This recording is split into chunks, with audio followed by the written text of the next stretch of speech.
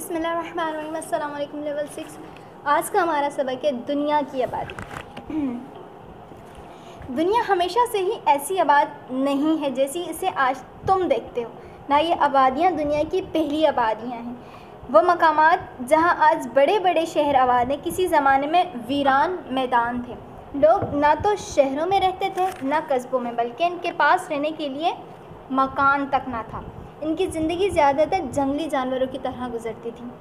وہ کوئی نہ کوئی ایسی جگہ ڈھونڈ لیتے جہاں ان کی گائے بھینسوں اور دوسرے مویشیوں کے لیے چارہ مل سکے۔ جب تک یہ چراگاہیں مویشیوں کی خوراک بہم پہنچا سکتی وہ وہیں پڑے رہتے۔ جب پانی سوکھ جاتا اور خوراک کا ذخیرہ ختم ہو جاتا تو وہاں سے اٹھ کر کسی دوسری سرسبز جگہ تلاش کر لیتے۔ اس زمانے کے لوگ زمین میں غاریں کھود کر اپنے آپ کو گرمی اور سردی سے بچاتے تھے۔ درختوں کے پتوں اور چھال سے بدن کو ڈھانپتے تھے اور پتھروں کے نوکیلے اوزاروں سے جانوروں کا شکار کر کے پیٹ پالتے تھے۔ اسے خانہ بدوشی کی حالت کہتے تھے۔ اس خانہ بدوشی کی حالت میں بھی لوگ چھوٹے چھوٹے گروہوں میں تقسیم تھے۔ ہر ایک گروہ کے آدمی رشتہ داری کی قدرتی زنجیر میں بندھا ہوا تھا۔ ماں باپ، بیٹے بیٹیاں، بھائی بہن اکثر ایک ہی جگہ رہتے اور ایک دوسرے کے ساتھ مل کر سفر کرتے تھے۔ یہی قریبی رشتہ داروں کے ساتھ مل جل کر رہنے کی عادت خاندانوں کی ابتدا کا سبب ہوئی۔ یاد رکھنا چاہیے کہ یہ وہ زمانہ تھا جب لوگوں نے زندگی گزارنے، مل جل کر رہنے اور ایک دوسرے کی بلائی برائی کا خیال کرنے کے لیے ایسے قاعدے بنانے شروع کیے جو سب کو پسند ہوں۔ یہ قاعدے بہت آسان تھے تاکہ سب ان کو سمجھ سکیں اور ان پر عمل کر سکیں۔ یہی قاعدے آخر میں خاندانی رسم و رواج بن گئے اور ہر خاندان کو اپنے رسم و رواج کی پابندی لازمی ہو گئی۔ پہلے کے لوگ جو ہوتے تھے ان کے پاس رہنے کے لیے گھر بھی نہیں ہوتا تھا، کچھ بھی نہیں ہوتا تھا، وہ غاروں میں رہتے تھے۔ اب اگر ہم دیکھیں تو ہمیں یہ بات بہت عجیب لگتی تھی، لیکن وہ واقعی غاروں میں رہا کرتے تھے، جہاں اب ہم دیکھیں تو ہمیں تصور میں بھی نہیں آتا کہ کس طرح سے رہ رہے ہو۔ اب غاروں میں تو ہمارا تصور ہی نہیں ہے، رہنا ہی ممکن نہیں ہوتا۔ کیوں؟ کیونکہ ہمیں لائٹس، فینس، ہر ایک چیز، ہر ایک سہولت کی عادت ہو گئی۔ لیکن پہلے زمانے کے لوگوں کے پاس کوئی سہولت نہیں ہوتی تھی، وہ خود اپنی سہولیات بناتے تھے۔ اب یہ امر ضروری تھا کہ ہر ایک خاندان میں کوئی ایسا شخص ہو جس کا حکم اس خاندان کے سب آدمی مانیں، یا اگر خاندان کے 2 آدمیوں میں کسی بات کا جھگڑا ہو جائے تو وہ فیصلہ کر دے۔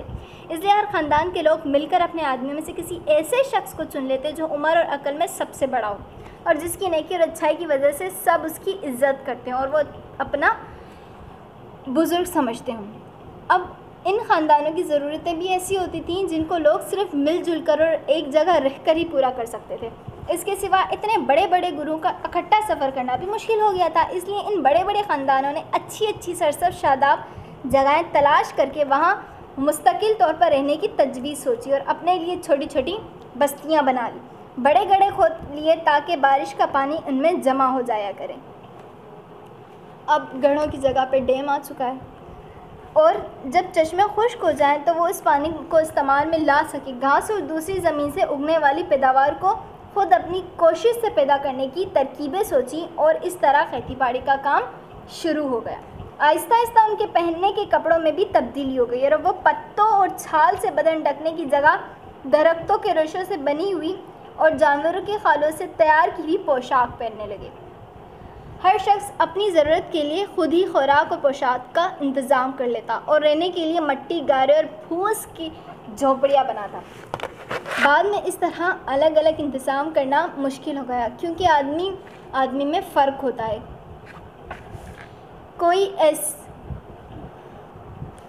کوئی کسی کام کو اچھی طرح کر سکتا تھا، کوئی کسی دوسرے کام میں ہوشیار ہوتا تھا۔ آخر کار یہ قرار پایا کہ ایک بستی کے رہنے والوں کی ضرورتوں کے تمام کاموں کو الگ الگ قسموں میں بانٹ دیا جائے۔ چنانچہ کچھ آدمی کپڑے تیار کرنے لگے، کچھ کھیتی باڑی کرنے کے لیے اور کچھ پانی جمع کرنے کے لیے مقرر کر دیے گئے۔ بعد میں کچھ ایسا رواج پڑا کہ ایک خاص کام کرنے والوں کی اولاد بھی وہی کام کرنے لگی۔ ہر شخص کے لیے ضروری تھا کہ وہ اپنا کام پوری لیاقت اور طاقت سے کرے۔ اس کے لیے اس کو کوئی مزدوری نہ دی جاتی تھی، بلکہ اس کے کام کی یہی مزدوری ہوتی تھی کہ اس کے باقی کے کام دوسرے لوگ کر دیا کرتے تھے۔ بستیوں نے گاؤں کی صورت اختیار کر لی۔ ان میں بعض تو ایسے گاؤں تھے جو ایک دوسرے کے قریب تھے اور بعض ایسے تھے جو ایک دوسرے سے دور۔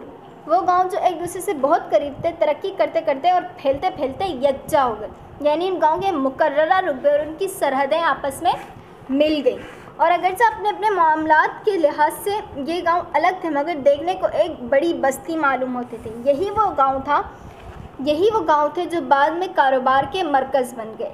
اس زمانے میں خرید و فروخت کا طریقہ ایسا نہ تھا جیسا کہ اب ہے، یعنی لوگ روپے پیسے دے کر چیزیں نہیں خریدتے تھے، وہاں ہر چیز کا تبادلہ ہوتا تھا، یعنی کہ اگر آپ کو گندم خریدنا ہے تو اس کی جگہ آپ کو چاول دینے پڑتے تھے، لیکن بعض اوقات یہ ہوتا تھا کہ آپ کے پاس چاول نہیں ہے آپ کے پاس، تو آپ کو کوئی ایسی مہنگی چیز دینی پڑ جاتی تھی صرف گندم کے عوض پر، اور یہی رواج اس زمانے میں خرید و فروخت کا ایک طریقہ تھا۔